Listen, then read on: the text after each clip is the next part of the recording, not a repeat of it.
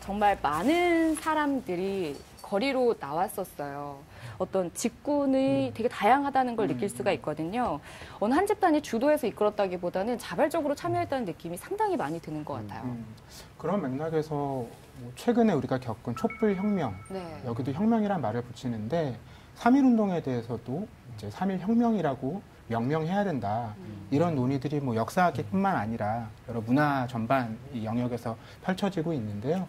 올해 100주년을 맞아서 좀 이 부분에 대해서 조금 더 심도 깊은 혹은 방향을 좀 우리가 잡는 이런 논의도 필요할 것 같은데 두 분 선생님께서는 어떤 의견을 갖고 계세요? 제가 몸담고 있는 그 민족문제연구소에서도 꽤 오래 전부터 그 혁명이라는 3.1 혁명이라고 불러야 된다라고 이제 주장을 해왔거든요. 네, 혁명이라고 하면은 지배 계급 세력이 바뀌어야 돼요. 그런데 우리가 3.1 혁명을 통해 가지고 임시정부이긴 하지만 민국이라는 걸 만들었잖아요. 네. 제국에서 민국으로 바뀌었거든요. 지배 계급이 바뀌었어요. 그런 의미를 좀 적극적으로 생각을 해서 혁명이라고 불러야 된다라고 운동을 해왔는데 단 이제 좀 조심해야 할 것은 정부가 중심이 돼서 하는 운동이 돼버리면 좀 문제가 있을 것 같아요. 학계나 시민단체들이 충분히 얘기할 수 있도록 해가지고 그렇게 좀 논란이 없는 상태로 천천히 바꿔갔으면 하는 바람이 있습니다. 감독님은 또 어떻게 생각하시는지 궁금해요. 이제 그 혁명이라는 관점에서 논의가 되는 거는 어쨌거나 우리가 그 3.1 운동 당시 우리 스스로 주체적인 그 운동의 결과에 대한 목적성을 스스로 갖고 있었다는 점이 가장 중요한 것 같고, 저는 그 3.1 운동이란 것이 사실 그 지금 100주년이고 100년이 지났지만은 그 3.1 운동의 앞뒤에 벌어졌던 어떤 상황들, 그 당시 대한민국에서 일어났던 여러 계층들의 어떤 모습들이 사실 굉장히 많이 비슷하게 반복이 된 게 있었고, 그 한국 사회의 사실 부조리한 면, 혹은 굉장히 한국 사회의 힘이라고 볼 수 있는 면, 양쪽의 면들이 사실 그 진행되는 과정들을 보면은 다 포괄적으로 담겨 있는 것 같아요. 그런 실질적인 맥락이 어떻게 보면 저한테 더 중요하지 않나라는 생각도 들어요. 저는 이 논의가 점차 커질 거라는 생각이 드는 것이 과거에는 혁명이라는 말 자체가 우리 시민사회 내에서도 호불호가 많이 갈리는 표현이었습니다. 그러다 보니까 역사학계에서 3.1 혁명이라는 말을 붙이기도 조심스러운 측면들이 없잖아 있었는데 촛불혁명을 거치면서 많은 시민들이 혁명이란 말 자체에 대해서 굉장히 긍정적이고 미래지향적인 의미들을 담아냈기 때문에 이런 논의들은 앞으로 점차 확산되지 않을까 그런 기대를 해봅니다. 광복 직후에 대한민국 임시정부 개선 대회라는 게 있었는데 거기서 김구 주석도 그 3.1 대혁명이라는 얘기를 했어요. 그래서 사실 이 혁명이라는 말을 뺀 사람이 있어요. 이승만 대통령이 뺐어요. 그래서 좀 아쉽게 됐죠. 그러니까 원래 그 헌법에서 그 3.1 혁명이라고 돼 있던 것이 운동이 되면서 그게 이제 정착이 돼버렸고 그러면서 이제 널리 퍼져서 지금은 3.1 운동이라고 하면 되게 자연스러운데 혁명이라고 하면 또 굉장히 좀 부자연스러운 그런 느낌이 또 없지 않아 있고 입으로 막 버릇이 되다 보니 자연스럽게 막 운동 이렇게 나오는데요. 거기에 이제 혁명의 의미도 좀 담아서 좀 앞으로 헌법 고칠 때에는 이렇게 혁명이라고 바꿔도 좋을 것 같다는 생각이 듭니다. 그러니까 대중과 민중이 자신의 의지와 뜻을 관철시킨다는 것에 대한 어떤 그 가능성을 배제시키고 싶어 했던 것 같아요. 20세기 초의 기득권층은 늘 그런 방식으로. 그러니까 우리 가치관 자체도 그렇게 심으니까 우리 말 자체도 그렇게 쉽게 안 나오는 거죠. 혁명이라는 용어 자체가. 이제 뭐 공론화가 되고 있으니까요. 조금 더 저희가 지켜보고 관심을 가져야 되지 않을까라는 생각을 해봐요.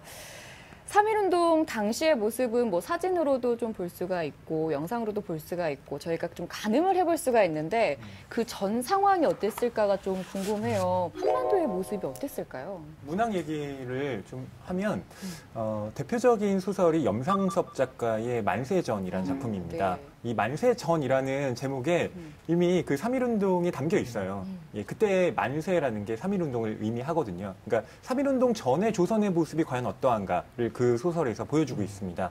원래의 제목은 묘지였습니다. 네. 실제로 그런 문장이 소설 안에 나와요. 지금의 조선은 무덤이다. 구더기가 들끓고 있는 무덤이다라고 얘기해요. 왜 그런가 하면 조선인들의 모습 자체가 너무나 주눅들어 있고요. 주눅들 수밖에 없는 게 막 순사랑 헌병이 막 돌아다니니까, 그리고 툭하면 불신검문하고 어떤 그 폭력의 분위기를 조장하고 있으니까 만세전에서 왜 이 만세운동이 일어날 수밖에 없었는가, 왜 조선인의 분노가 차곡차곡 쌓일 수밖에 없었는가, 그것이 정확하게 드러나고 있습니다. 요즘 말로 탈조선이라는 말이 있잖아요. 그때도 탈조선을 할 수밖에 없었을 것 같아요.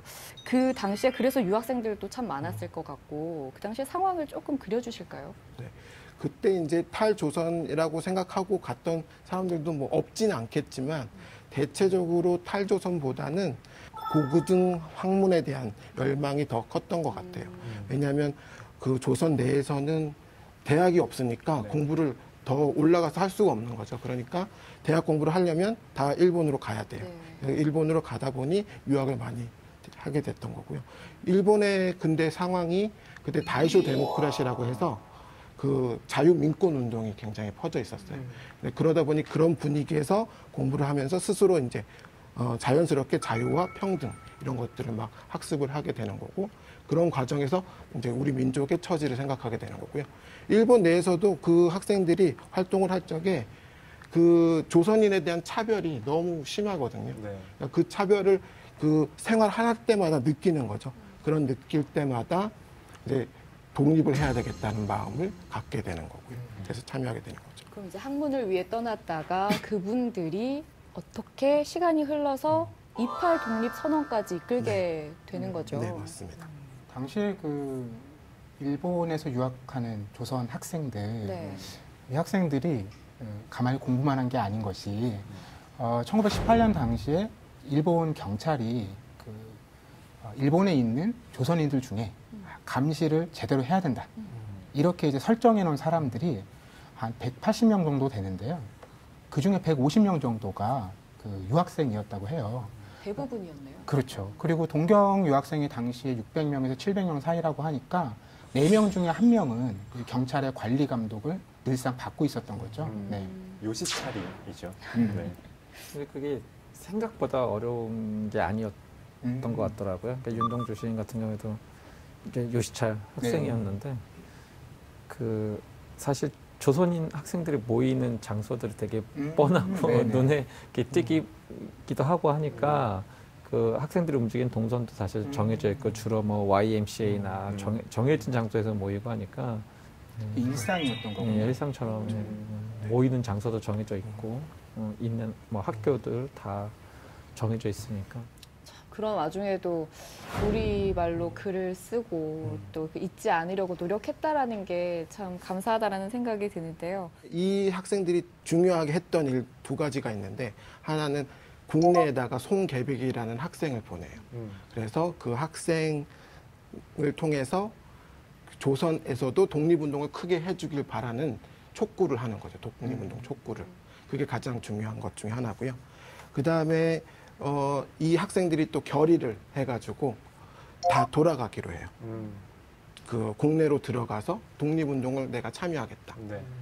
그래서 그때 관원 기록으로 359명이 돌아가요. 600명, 700명 정도 되거든요. 그때 당시에. 그런데 그 중에서 반 이상이 돌아가서 독립운동을 하겠다. 이 사람들이 고향에 돌아가기도 하고 서울에 남아서 독립운동을 하기도 하고, 그 대표적인 인물이 김마리아라는 독립운동가가 그런 돌아가서 독립운동을 하다가 붙잡히신 분 중에 대표적인 분이라고 할 수 있습니다.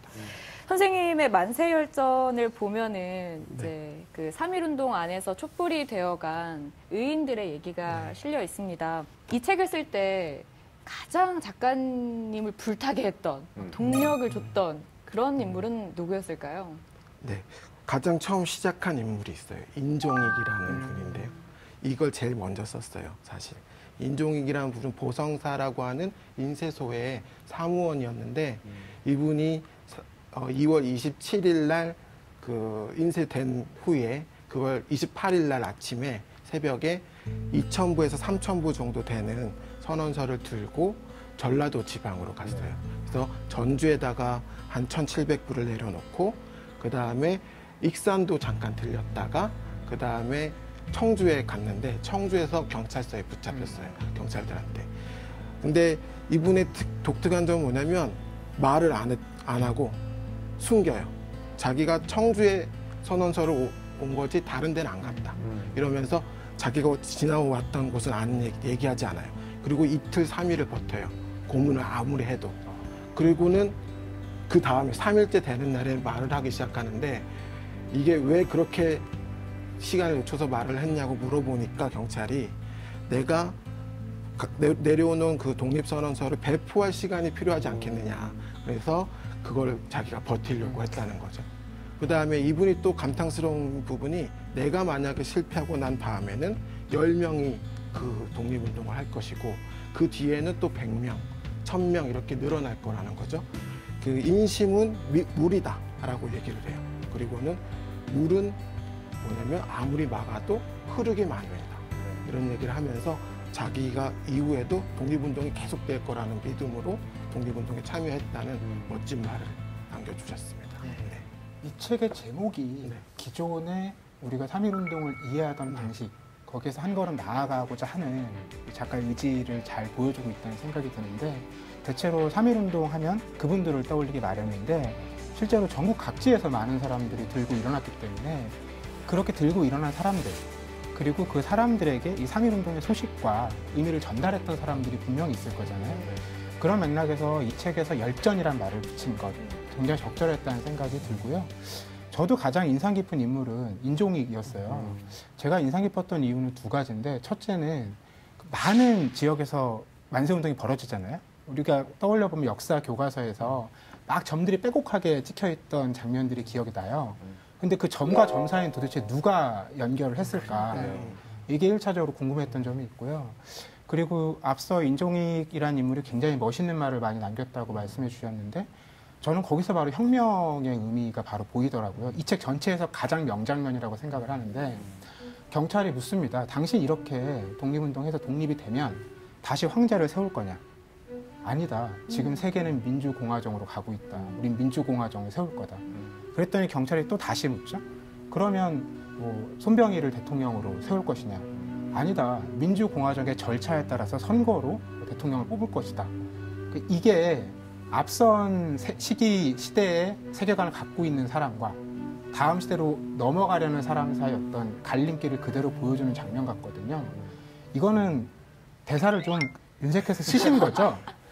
원문에 네. 다 나와요. 그대로요? 네.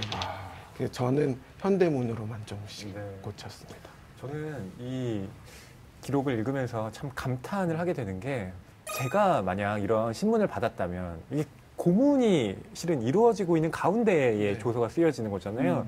저는 손톱 하나 뽑히면 술술 불 것 같거든요. 저 여기에 1700부 했고요. 여기 2000부 했어요. 라고. 왠지 얘기할 것 같은, 뭐 제가 진짜 당해보진 못했지만, 그러니까 의지가 박약하는 사람이라.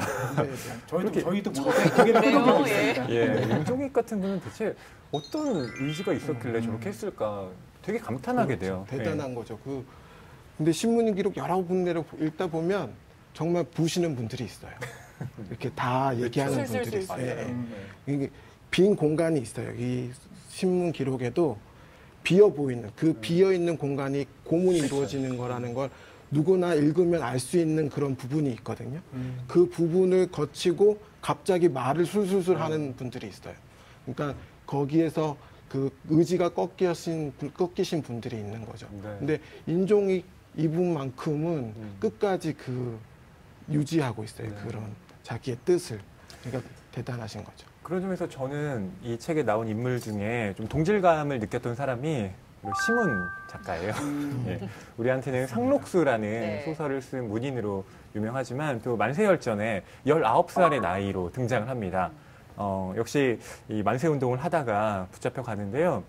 심은 작가의 집안이 잘 살았어요. 그래서 큰형이나 작은형은 이미 뭐 엘리트로서 탄탄대로를 걷고 있었기 때문에 심은도 뭐 명문고등학교를 다니고 있었고 이대로 졸업만 한다면 얼마든지 부귀영화를 누릴 수 있는 조건을 갖춘 사람이었거든요. 근데 만세운동에 참여를 했고 붙잡혀서 이제 고문을 당했단 말이죠.